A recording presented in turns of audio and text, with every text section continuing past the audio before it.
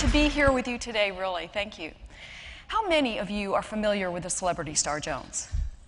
Star Jones is a very lucky lady. Yes, she is, because she caught her heart disease in the nick of time. She said, they took my heart out, they stopped it, and then they put it back in. She said she awakened on a hospital bed full of tubes and more, invading her life. Also, do you remember the comedic actor John Candy? John Candy died of a massive heart attack at the very young age of only 43. Now, there's a thread here, and there's a problem, and that problem is inflammation. More specifically, silent inflammation. There are 3 types of inflammation, and the first type is called acute inflammation, and it's not so cute because it gets your attention right away. It hurts. It's uncomfortable. It's that painful black and blue sprained ankle, or that terrible head cold, or that toe you just stubbed that's throbbing. That's acute inflammation, and we need it. It's a very important part of our immune system. Without it, we're sitting ducks, really. And the next type of inflammation is called silent inflammation. And this type of inflammation is the core cause of most illness, disease, faster aging, and weight gain. It's there, it's lurking there 24/7, unbeknownst to you. But it will rear its ugly head one day down the road. And when it does, it'll look like cancer, Alzheimer's disease, osteoporosis, diabetes, and the list goes on and on. It is so prevalent that 75% of all Americans have it, and they don't even know it. But it will rear its ugly head down the road. Now, the last type of inflammation is called fatflammation, and it's a term I've coined because it's directly related to obesity. In fact, I was reading yesterday in the New York Times that obesity is now considered a chronic disease by the AMA. Fatflammation is different than silent inflammation due to that connection. And instead of having just one health condition, you'll have a cluster of them. So instead of, say, just having heart disease, you'll have heart disease, diabetes, and high blood pressure all at the same time. That's fatflammation. We have fat cells, and in particular in our midsection, that love to churn out inflammatory molecules. They're like little factories.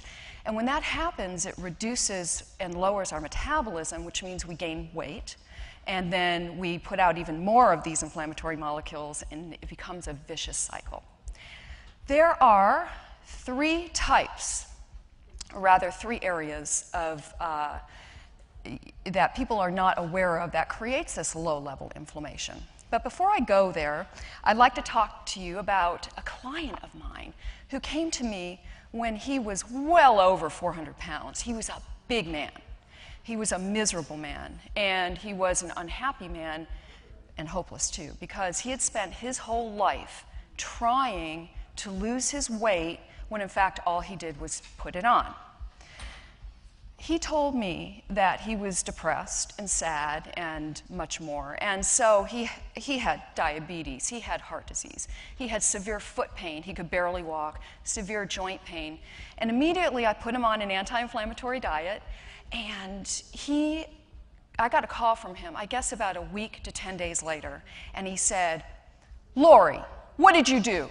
And I said, "What do you mean, what did I do?" And he said, "I can't believe how good I feel." And I said, "That's wonderful." I said, "Tell me about it." So he told me that his foot pain had lessened, that his joint pain was less severe, that he slept for the first time in years the night before. And mind you, this is only a week to 10 days later. And that he just felt better. And so I told him, number one, it's not what I did, it's what you did. And it's the actions that you took that got you to this point. Also, I told him that just one small action step, one small change in anything you do that's healthier will reduce that low-level inflammation. And so I'm happy to report that he is now a lean man. He is free of heart disease and free of diabetes. So that's a great story.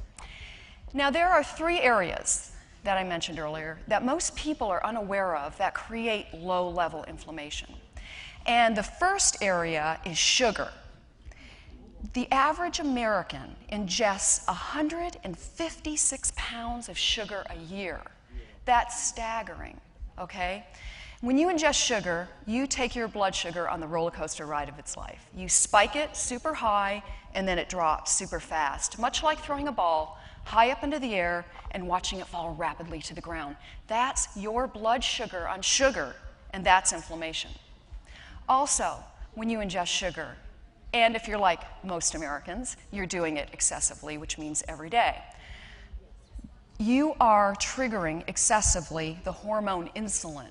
Insulin's role really is like a Pac-Man. It likes to gobble up that sugar and store it in your cells for energy at a later time. But the problem is when it's triggered excessively, it's always knocking on the cell's door.